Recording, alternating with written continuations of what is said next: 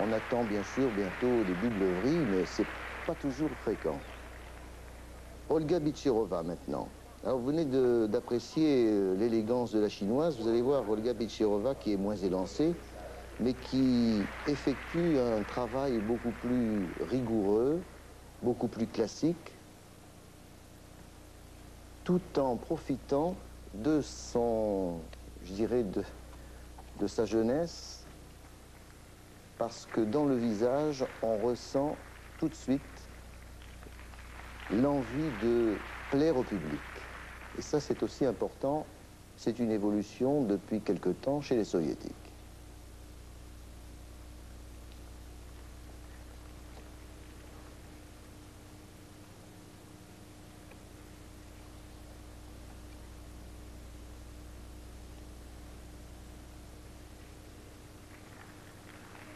Ah, petite faute de réception, mais lorsqu'on prend des risques,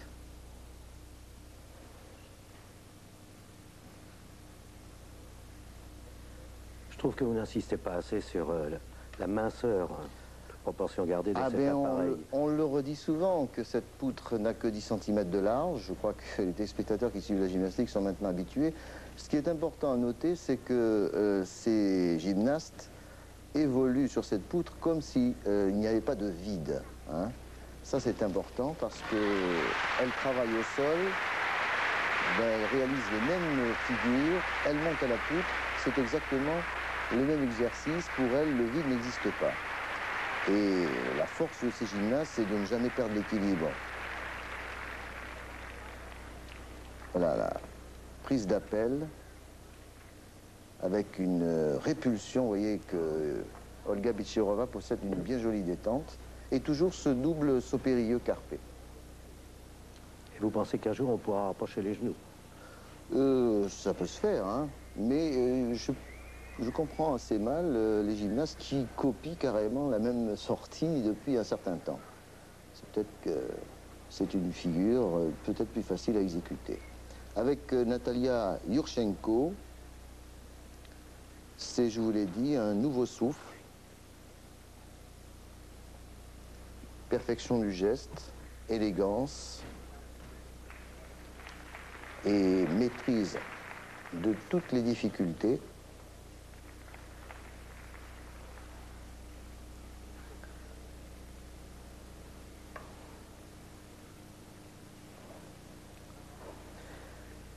Vous regrettiez l'autre jour que ces exercices ne soient pas accompagnés d'une musique plus ou moins retentissante. Oui, il est bien évident que l'exécution à la poutre dure 1 minute 10 environ, 1 minute 15. C'est presque identique à l'évolution au sol, et je pense que si la musique accompagnait ce genre de mouvement, ça prendrait une autre dimension. Et je pense qu'également chez les hommes, un jour, les évolutions au sol seront accompagnées d'une musique, parce que ça fait partie maintenant du geste moderne de la gymnastique, d'être accompagné. On fait bien de la culture physique maintenant avec l'aérobic en musique. Il n'y a pas de raison que les gymnastes ne profitent pas de cet engouement. Même sur les appareils. Même surtout sur les appareils. Voilà. Natalia Yurchenko qui termine 4e qui termine médaille d'or de la poutre. Et qui obtient ici un gros succès populaire. Et vous parliez de musique, mon cher Robert, vous allez être totalement satisfait puisque j'ai choisi 5 évolutions au sol. Je crois que c'est le mouvement qui plaît le plus aux téléspectateurs. 9,90 en général. Oui, mais il y a un élément qui entre en considération au sol, c'est que effectivement l'environnement musical est agréable à l'écoute, alors que vous appréciez ici cette figure avec l'enroulement complet de la poutre de Natalia Yurchenko, médaille d'or en finale à la poutre avec une très belle note, 9,90. La Chine avec Wu Jiani. Alors là, nous allons ralentir notre commentaire pour mieux apprécier cette évolution musicale.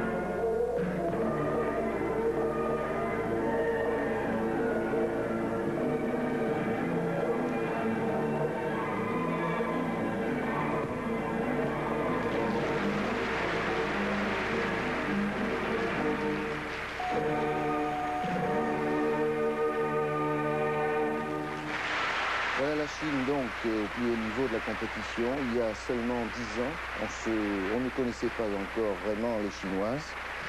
Et bien, voyez, le temps a passé et désormais, avec mademoiselle Wu Jiani et puis sa compatriote que nous avons vue tout à l'heure, eh bien, les Chinoises sont véritablement très proches des Roumaines et des Soviétiques. Alors que chez les hommes, on sait déjà qu'ils sont au plus haut niveau